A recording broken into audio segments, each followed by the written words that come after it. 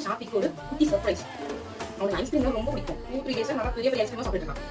அவங்க அப்பா வந்து திரும்பி சொல்ல கேட்காம குட்டி ஐஸ்கிரீம் வாங்கி கொடுத்துருக்காங்க. ஆனா வந்து அவனுக்கு ஒரே டைம் கொடுக்க வேணாம், இதே ஸ்டாக் வச்சு அவன் கேட்கறப்பலாம் அதுக்கப்புறம் கொஞ்சம் கொஞ்சமா கொடுக்கலாம் அப்படின்னு ஒரு ஐடியா. இப்போ பார்த்தீங்கன்னா டிமார்ட்ல வந்து மோல்டிங் இந்த மாதிரி இருக்கும், மோல்டு இருக்கும். இந்த மாதிரி கிட்ஸ் தீம்ல இருக்கும் மோல்டு. இதில் பார்த்தீங்கன்னா கவு, ஷீப்பு, கேட் அவங்க வாங்கிட்டு வந்து நிறைய கியூப்ஸ் ஊட்டிட்டு இருக்குது, எடுத்து வந்துட்டு அவன் விளையாடிட்டு இருப்பாங்க. இதில் தான் இன்னைக்கு வந்து அவங்க வந்து சின்ன சர்ப்ரைஸ் மாதிரி ஐஸ் வச்சு அவனுக்கு கொடுக்க போறேன். வாங்க பார்க்கலாம். நல்லா இப்போ நான் வாஷ் பண்ணிட்டேன்.